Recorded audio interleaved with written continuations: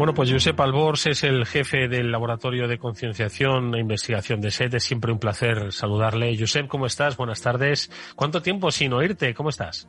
Hola, buenas tardes. Bueno, me pillas con un poquito de jet lag, pero bien, atendiendo como siempre vuestra llamada. Oye, viajes de ocio y de negocio, ¿cómo está la ciberseguridad por el mundo, Josep? Pues por desgracia está movidito. Aterricé ayer de Japón y allí también tienen sus propios temas. Estuvimos ayudándoles con unos temas también, con temas, por ejemplo, de Killnet, que estuvieron con un ciberataque de negación de servicio, y ves que en todos sitios cuecen habas. Al final es algo global. Es algo global y, como apuntábamos desde el principio del programa, una de las principales amenazas es el acceso no autorizado. Aunque hemos hablado con Samuel de por qué se producen estos accesos, ¿no?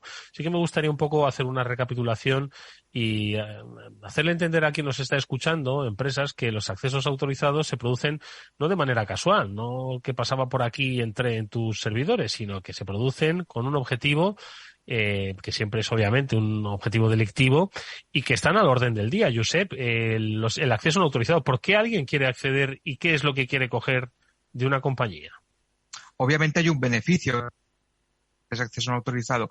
Por una parte, el acceso no autorizado puede ser el principio de conseguir este objetivo, que puede terminar con el robo de información confidencial o robo de propiedad intelectual, pero también puede seguir, y lo estamos viendo cada vez más persistentes, que no solamente roban esa información, sino que amenazan con hacerla pública y se tiende a requerir el pago de una cantidad, además de lo que ya estamos viendo desde hace años, que es el cifrado de esa información por parte del ransomware. Entonces, al final es todo un ecosistema es obtener, a base de estos accesos no autorizados, esa información confidencial de las empresas y venderla o directamente utilizarla como medio para un chantaje y hacer que la empresa pague para que esa información no se difunde. Pablo. Hola, Josep, bienvenido al programa, gracias por estar con nosotros. Y nada, hoy que estabas comentando los problemas que estaban teniendo en Japón, quizás con denegaciones de servicio, pero también están teniendo problemas con accesos no autorizados, que es un poco el tema del programa, que nos hemos hablado en 3 noticias de 3 distintos accesos no autorizados que se pueden llegar a dar. Sí, de hecho estamos viendo campañas muy similares, tanto a nivel europeo como a nivel de asiático y americano, y simplemente estamos viendo cómo las plantillas que se están utilizando en varios países se reutilizan cambiando los sitios.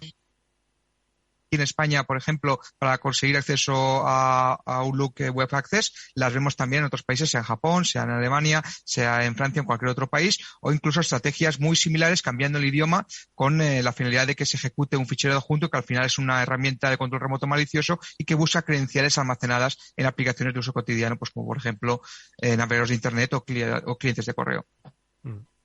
Mónica. Buenas tardes, Josep. Muchísimas gracias por estar con nosotros de nuevo y compartir, como siempre, tu conocimiento. Y además, pues muchas gracias de nuevo por estar ahí con tu jet lag, que aprovechamos también para preguntarte, pues, cómo está, ¿no?, en el mundo. Y me resulta muy curioso porque, bueno, al final comentas que en todo el mundo se repiten, se replican de alguna forma, ¿no?, esos incidentes, ya sea relacionados con ransomware, con accesos no autorizados, también muchos relacionados con la ingeniería social. Es decir, allá donde estemos, independientemente de nuestra cultura, nos consiguen estafar, nos consiguen manipular en Internet. ¿A qué crees que se debe esto, Josep? Bueno, por una parte creo que se debe a que no tenemos todavía en las empresas los mecanismos de seguridad suficientemente implementados, aunque han habido mejoras con respecto a hace unos años, con que se lo estamos poniendo demasiado fácil todavía a los delincuentes. Se han estado implementando, pues, por ejemplo, autenticaciones multifactor para proteger aquellas cuentas de acceso, por ejemplo, a nuestra VPN, a nuestra red interna, con los usuarios y contraseñas habituales, que ya sabemos que no sirven. Los delincuentes están ahora saltándose eso también, siguiendo pues técnicas un poquito más elaboradas, pero es que el problema resulta cuando un usuario normal recibe un correo o una petición de acceso a una web que puede simular o no la de su empresa, puede ser algo totalmente pues hecho de aquella manera, y vemos cómo el usuario lo introduce sin pensar. Y una vez ahí el delincuente consigue acceso a ese servicio o a ese dispositivo que puede utilizar también para pivotar dentro de la red interna de la empresa, pues ya tienen el compromiso hecho. Y eso es algo que a estas alturas pues no deberíamos tolerar. Por lo menos tenemos que ponérselo más difíciles a los delincuentes. Josep, se lo ponemos más difícil a los delincuentes con esa labor de concienciación, ¿no? Pero al final el usuario, como decíamos al principio, a veces nunca percibe que acaba de ejecutar un programa pues que está robando las credenciales suyas y todos los que están en su red, ¿no? Entonces, ¿cómo puede saltar la alerta dentro de una organización de que hay una brecha de seguridad, un acceso no autorizado, con monitorización permanente todos los días? Porque claro, es que esto se produce no todos los días, sino se produce todos los días, todas las horas. Está llegando correos electrónicos que están, bueno, pues es que yo creo que de tanto insistir, al final, es lo que siempre hemos dicho, ¿no? Que al final si lanzas 100.000, estoy seguro de que uno va a picar, y si lanzan 100.000 por segundo, pues va a picar mucha gente. Entonces, ¿cómo podemos hacer esto? Bueno, partiendo de la base de que se tiene que monitorizar no solamente lo que hacen los usuarios, sino a qué accesos se realizan, desde qué tipos de usuarios, podríamos empezar con las medidas preventivas, es decir, qué configuración tiene cada usuario, qué permisos tiene cada usuario para acceder a según qué recursos de la empresa. Porque seguimos viendo cómo en una empresa estándar española, una pyme, muchos usuarios, incluso gente que está trabajando desde hace poco, tiene acceso a recursos compartidos o a recursos de la empresa que son vitales para el buen funcionamiento de la misma, y que un compromiso de esa cuenta puede provocar, si bien no el acceso directo desde esa cuenta, sí que puede provocar movimientos laterales por parte de un delincuente que sepa aprovechar vulnerabilidades o simplemente una red mal configurada para acceder a esa información. Entonces, por una parte tenemos que prevenir que eso suceda y por otra parte detectar cuándo eso se está produciendo, y eso también se puede detectar. Horas introspectivas de acceso, se pueden configurar, por ejemplo, límites de acceso a qué ficheros según el horario de trabajo, o incluso monitorizar qué usuarios están accediendo a qué tipos de accesos y lanzar alertas cuando es sospechoso o cuando se están sacando esa información, se está exfiltrando de la empresa de alguna manera que no suele ser el procedimiento habitual. Todo eso está ya a disponibilidad de las empresas desde hace tiempo. Falta que se implemente y que se genere una cultura de seguridad que no se base únicamente en la concienciación, que está bien, pero también tenemos que aprovechar las medidas que ya tenemos a nuestro alcance para que, si la concienciación falla, si el usuario hace clic donde no debe o proporciona sus datos, saber mitigar ese ataque antes de que vaya más. Pablo. Y Josep, ya que comentabas que no sé, o sea, está la tecnología, pero no se está utilizando, ¿cuáles crees que son un poco los factores que llevan a que no se esté utilizando esta tecnología? ¿Y cómo podríamos hacer para que se empiece a utilizar? O sea, ¿qué tipo de motivación deberíamos tener para que se empiece a utilizar esta tecnología para detectar estos accesos no autorizados? Hablando del esquema de una empresa española, principalmente el desconocimiento. Muchas empresas no saben lo que tienen a su alcance para poder mitigar este tipo de ataques. Ellos confían en su proveedor habitual, vienen utilizando soluciones, digamos, más básicas desde hace tiempo, pero desconocen las otras opciones que tienen, que pueden implementar a niveles de capas de seguridad para evitar que estos incidentes se produzcan. Luego estaría el tema del precio, que si bien es un factor limitante, mucho peor es que te quedes sin poder trabajar o que cierre la empresa después de uno de estos ataques. Entonces hay que tenerlo claro. Entonces hay que hacer, por ejemplo, un equilibrio entre lo que es la inversión, lo que podemos invertir dentro de nuestra empresa, y dentro de esa inversión conocer qué productos nos vienen mejor para que nuestra empresa esté mejor protegida de estos incidentes provocados por las brechas de seguridad o directamente por los accesos no autorizados. Entonces, hace falta que entre todo el catálogo que hay ahora mismo de soluciones, que hay mucho y muy bueno, las empresas sepan conocer cuál es el que mejor se adapta. Que tengan a gente de confianza, pues su proveedor de confianza, que le haya proporcionado soluciones durante todos los años, que sepa proporcionarle las soluciones que ahora mismo necesita, que se haga más campañas de información sobre los ataques, no solamente los que son más comunes o los más llamativos, sino los que realmente están haciendo daño a las empresas día a día, porque como habéis dicho antes, lo que es el acceso no autorizado es el inicio de algo mucho peor y puede terminar en un susto, puede terminar en el robo de información o puede terminar en la filtración de esa información y en el cifrado. Y eso es lo peor a lo que se puede enfrentar ahora mismo una empresa. Mónica.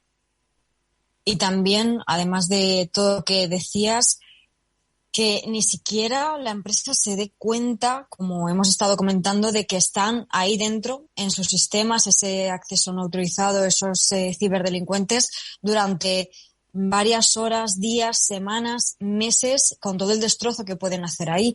Al final, Josep, ¿qué es lo que están buscando? Igual como tú decías, esa concienciación de las empresas a la hora de invertir en este tipo de soluciones pasa porque entiendan cuáles son esas consecuencias, las peores consecuencias que pueden llegar a tener, ¿no? En cualquier caso, el hecho de tener a alguien ahí dentro que pueda estar observando toda tu información, aunque no llegues, lo peor de todo, si no llegas a enterarte, es una de las peores consecuencias, ¿no? Correcto. Y en los últimos años hemos visto como cada vez los incidentes de ciberseguridad están copando pues noticiarios más generalistas. Vosotros hacéis una labor muy buena porque estáis informando a mucha gente que pues hasta hace tiempo pues no tendría mucha concienciación sobre este tipo de incidentes. Ahora se hace eso de una forma más constante. Ahora bien, como tú apuntabas, Mónica, esa persistencia que consiguen los atacantes, eso es algo que a poco que estés metido en el mundo de la ciberseguridad, sepas cómo funciona el pentesting, es sota, caballo y rey. Sabemos cómo intentan entrar, bien a través de ingeniería social, usando phishing, utilizando vulnerabilidades conocidas, acceder. Una vez acceden a un sistema, intentan obtener persistencia para que cada vez que se reinicie, pues sigan estando ahí, pueden acceder remotamente durante el tiempo que quieran, y una vez consiguen esta persistencia, intentan pues reconocer en qué red han aterrizado, realizar movimientos laterales, ver lo que puede ser interesante, por ejemplo, acceder a servidores para desactivar soluciones de seguridad si no están debidamente configuradas y protegidas, y ver qué información pueden exfiltrar para después utilizarla como chantaje, ya sea porque la han cifrado, porque la han robado y amenazan con publicarla, o por las dos cosas. Oye, Josep, ahora mismo estamos todos visualizando pues a un ciberdelincuente accediendo a la red de una empresa pues para ver si puede robar información, para ver si puede extorsionar un poco de manera casual, ha robado, etcétera, etcétera. Pero hay también un entorno que muchas compañías seguro que no conciben, pero que es perfectamente posible, que es el del espionaje industrial, ¿no? Es decir, correcto, que al final se haya encargado la comisión de una intromisión para espiar a la competencia, ¿no? Uh-huh. No es lo más habitual, pero sucede. Y hemos visto varios casos en los últimos años. Desde ataques que se han dedicado a buscar archivos muy concretos, por ejemplo, ficheros CAT, para lo que son pues todo tema de diseño de planos o cualquier tema de diseño industrial, que sabemos que después se han utilizado para venderse y después se ha visto el resultado pues con los daños que eso ha provocado a la empresa que fue atacada. Y ya te digo, no es lo habitual, pero puede suceder y cada vez más, porque los delincuentes al final lo que quieren es beneficio. Y aquí estamos hablando no de un criminal solitario, sino de empresas, de industrias de cibercrimen que lo tienen todo ya muy bien profesionalizado, que saben cómo tienen que funcionar, que actúan siguiendo muchas veces un esquema, una plantilla, que es muy parecido a lo que hacemos pues cuando a veces, por ejemplo, auditamos una empresa, pero que ellas, su finalidad es obviamente entrar, acceder, robar, extorsionar o vender esa información al mejor postor. No lo sé, es que estábamos también hablando de que hay muchas empresas ahora mismo que desconocen, ¿no? Que sus datos están ahora mismo siendo comercializados. Uh-huh. ¿Qué pueden hacer a posteriori? Hemos escuchado de boca de Samuel Bonete de Netscope que hay herramientas, ¿no? Que ahora mismo pues permiten, una vez que ya pues nos han cogido todas las contraseñas, hemos dado todos los privilegios, bueno, pues aún así se puede, ¿no? O sea, no el daño no está hecho del todo, ¿no? ¿Qué otras opciones se pueden llevar a cabo, Josep, para mitigar este impacto? Bueno, una vez se ha sufrido el ataque, ahí habría que analizar si realmente se ha robado la información, si se ha llegado a realizar esa filtración de información y cuánta información se ha conseguido robar.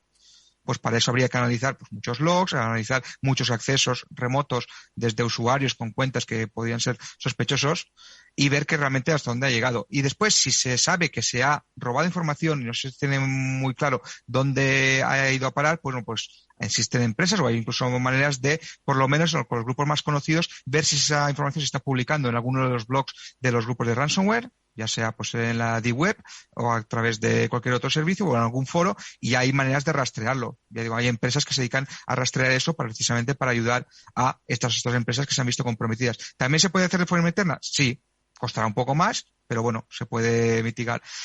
Eso sí, cuando pasa uno de estos incidentes, lo importante es que eso sirva de lección, porque esto volverá a pasar, o por lo menos volverán a intentarlo, y más con empresas que han sido comprometidas.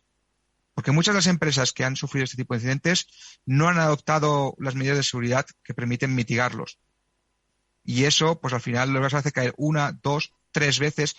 Y a día de hoy, que una empresa caiga, por ejemplo, víctima de un ransomware 3 veces en un año, como por a mí he visto casos en España, pues ¿qué quieres que te diga? Da un poco de vergüenza ajena. Eso es lo que te iba a preguntar. Si hay un porcentaje aproximado de empresas que vuelven a caer 2 y 3 veces en un incidente de ciberseguridad, en el mismo incidente de ciberseguridad. Eso El porcentaje, cualquier porcentaje que te diga estará equivocado porque muchas empresas directamente no lo comunican, no hay cifras reales y los delincuentes muchas veces no publican todos los ataques que hacen, obviamente, por motivos que a ellos les benefician. Publican a lo mejor empresas que saben que van a pagar o empresas que son más potentes y les hacen un daño reputacional, etcétera. Pero hay muchos incidentes que no sabemos cuándo se han producido o directamente si se han producido y si se han pagado. Eso está, pues, digamos... Madre mía, 3 veces. 3 veces que le ha pasado a una empresa, ¿cómo es posible? En fin, habría que ver un poco si...